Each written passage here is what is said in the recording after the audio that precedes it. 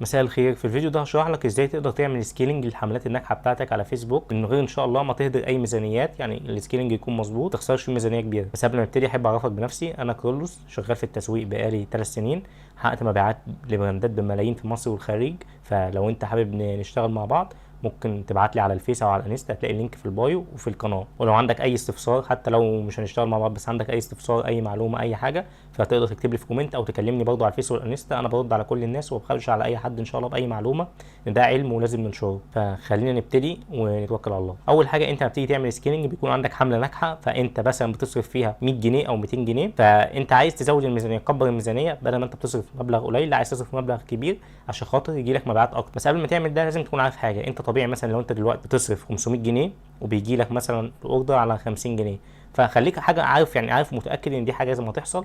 انت لما تزود الميزانيه سعر الاوردر هيعلى، فانت لازم يكون عندك هامش ربح يتحمل ان انت، يعني هامش ربح تقدر تحطه في الاعلانات، فهو يتحمل ان تكلفه الاوردر عليك تزيد، ولكن مش هتزيد بشكل مبالغ فيه. يعني ما تزيدش ان هو تاكل هامش ربحك كله، لكن لا، هي هتاخد ايه، يعني جزء بسيط. يعني لازم الاوردر سعره كده كده هيزيد، دي حاجه خلينا متفقين عليها قبل ما نفكر اصلا ازاي نعمل سكيلينج، تمام.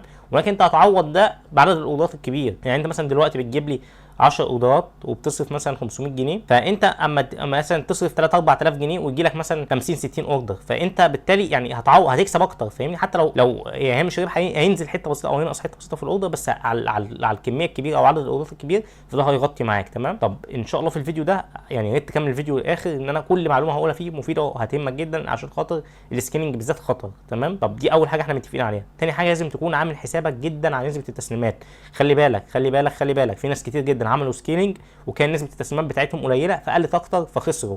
يعني انت دلوقتي نسبه التسليمات بتاعتك 80%، فانت اعمل حسابك على نسبه التسليمات 70% في السكيلينج، تمام. ليه؟ لان الفيسبوك اما انت بتزود الميزانيه بيرمي لك تراش ترافيك. يعني ايه تراش ترافيك؟ يعني ناس هنقول جودتهم قليله شويه، تمام، ما بيستلموش من الاخر. فانت دايما اعمل حسابك على نسبه التسليمات قليله. يعني انت لو نسبه التسليمات بتاعتك 80% وحاسب حسبتك على 80% في العادي، اما تيجي تعمل سكيلينج هتقل. فخلي بالك خلي بالك، عشان الحته دي بتخسر ناس كتير جدا. بيعملوا سكيلينج بيهدروا بيشغلوا ناس كتير معاهم، بيجيبوا ناس كتير يشغلوهم كمان فتره السكيلينج، يعني بيدخل موظفين جداد عشان عامل حسابه ان في عدد اوردرات كتير جدا هيجيله، وفي الاخر خالص بيخسر، بيلاقي نفسه خسران في الاخر او في بريك ايفن. فانت من الاول اعمل حسابك على النقطه دي، تمام. فان شاء الله هنبدا دلوقتي الجزء بقى الايه العملي. انت عندك حاجتين بتعمل فيهم سكيلينج، او نوعين او اسمهم نوعين او زي ما الناس بتقول، يعني هوريزونتال وفيرتيكال، تمام. يعني ايه فيرتيكال؟ انت عندك حمله ناجحه بتزود عليها الميزانيه. يعني انا مثلا عندي حمله زي كده ناجحه، هنقول مثلا الحمله دي ناجحه، فانا دلوقتي بروح اشوف الحمله دي بتصرف كام، تمام. على سبيل المثال الحمله دي مثلا انا مخليها بتصرف، الحمله دي مثلا بتصرف 250 جنيه، فانا طبعا بتزود كام؟ في ناس بتروح 250 جنيه 5000 جنيه، لا غلط غلط، ما تعملش كده، تمام. انت هتخلي الحمله دي هي 250 جنيه، فانت هتزود لها 30%. شوف 30% كام وزود احنا 25%، يعني 250. هنضرب، هنطلع الاله الحاسبه هنا، تمام، ونطلع مثلا 250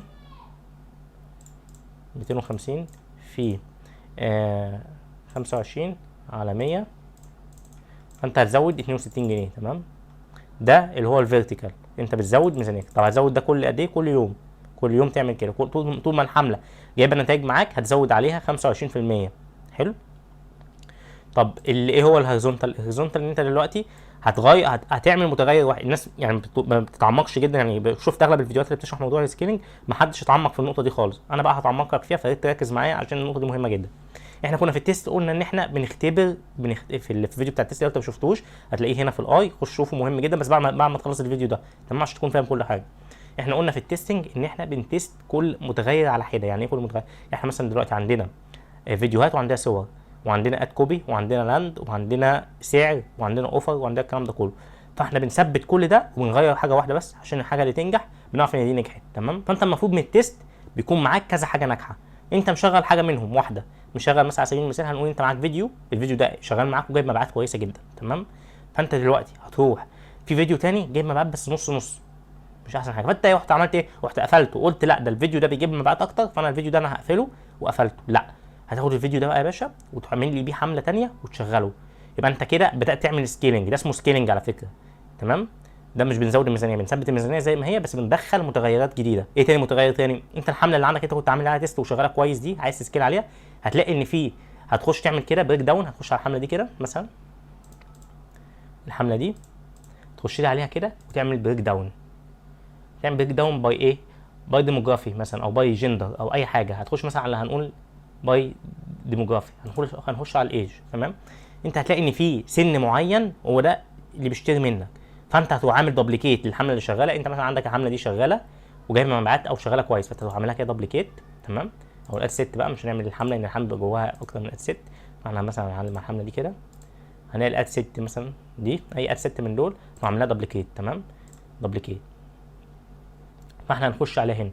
انا مثلا لقيت ان في الحمله اللي هي كانت في الحمله اللي شغاله دلوقتي، لقيت ان اكبر عدد بيشتري مني من الناس هو اللي عندهم مثلا من 25 سنه ل 40 سنه.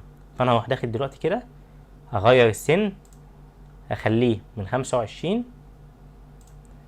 خليه من 25. الخوارزميه دي بتبقى ماشيه ازاي بتاعت الفيسبوك؟ بيودي الاعلان بتاعك لمجموعات صغيره من الجمهور. هو ودى الاعلان بتاعك اللي هم اول، هو ادى الاعلان بتاعك الاول للناس اللي هم سنهم ده، فبالتالي الاعلان خلاص هم جابوا اوردرات، فالاعلان فضل شغال على طول على ايه، على الناس دي. طب ما في ناس تانية اللي هم مثلا من احنا من 25 40، طب في من 45 لحد 60، الناس دي الاعلان ما بيروحلهاش. طب احنا ما نعمل هنا اد ست نحط فيها من 45 ل 60، نجرب الناس دي. هتقول لي لا ده كانوا جابوا في الاول، من عشان قلت لك، ما انا قلت لك في الاول ان هو الفيسبوك بيودي الاول الاعلان بتاعك لمجموعات معينه بس، فهو ما بيصرفش على الناس دي اصلا، الناس دي ما خدوش حقهم، فانت ودي الاعلان ليهم. ونفس الكلام في المحافظات. احنا هنا مثلا شغالين على كل مصر، هتخش تعمل برضه بريك داون هنا زي ما انا قلت لك، هتعمل بريك داون على ايه، على الديموغرافي، عفوا هتعمل على الجيوغرافي. تمام، هيجي لك هنا الكاونتر، هتدوس عليها هيجي لك المحافظات، هتلاقي بيظهر لك هنا المحافظات اللي الناس بيطلبوا منها او الناس اللي هم عملوا اكبر عدد ممكن من الاوردرات. تمام، فانت هتدخل هتاخد المحافظات دي، تعمل لكل محافظه منها اد ست بكام، 350 جنيه. او شوف انت كنت عامل كام مثلا، انا اقل حاجه بعمل بيها 350. انت شوف انت مشغل حمله بكام وجايب معاك نتائج كويسه قبل السكيلينج، وابدا اعمل بنفس الميزانيه دي. تمام، يبقى انت كده هتلاقي نفسك بدل ما انت كنت بتصرف 1000 جنيه في اليوم، انت بقيت تصرف مثلا 3 و4 و5، وده كله انت ما زودتش على الحمله، ما زودتش عشان النتائج ما تخيلش منك. انت كده عامل اكتر من حمله باكتر من متغير وبتزود الميزانيه عليهم. طب عملت كل يعني انت خلاص ثبتت الحاجات دي كلها وكلها شغاله معاك كويس. مثلا القاهره والجيزه عامل لهم حملتين بيجيبوا مبيعات كويسه جدا برضه. انت بص كل حاجه انت مثلا القاهره عندك جايب مبيعات كويسه. طب ما نشوف السن، انت معاك سن وينر، ايه هو السن الوينر؟ انت لقيت اكبر عدد ممكن من الناس بيشتري منك من 25 ل 44. اعمل ده كمان في نفس حمله القاهره، اعملها دوبليكيت وخلي السن من 25 ل 44 او 45.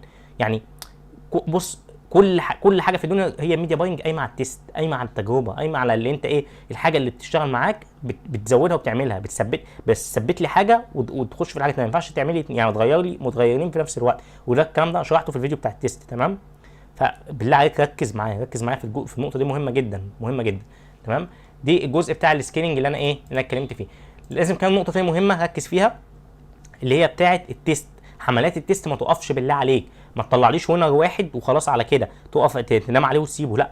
الوينر يعني التيست شغال على طول، انت طلعت كريتيف زونر بتدخلها على طول في السكيلينج، تدخلها على طول تعمل لها سكيلينج، وفي نفس الوقت حملات التيست شغاله بتطلع وينر، بتطلع كريتيف زونر جداد. تمام، عشان تدخلهم على التيست، عشان ما تعطلش. ان انت لو الكريتيف بتاعك اتحرق انت هتعطل، هتضطر تروح تتست من الاول تاني.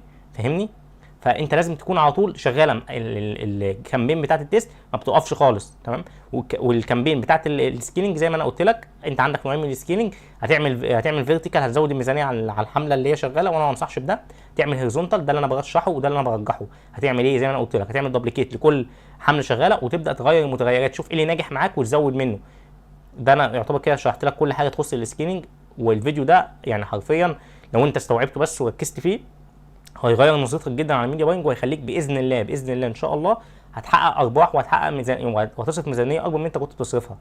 يعني باذن الله، ده حاجه انا واثق منها. تمام، فيا ريت قبل ما تقفل، فيا ريت لو انت لسه جديد او صاحب بيزنس، يا ريت انا عامل كورس تسويق، او لو انت ما عندكش خبره في التسويق فانا عامل كورس تسويق، يا ريت تشوفه تبص عليه.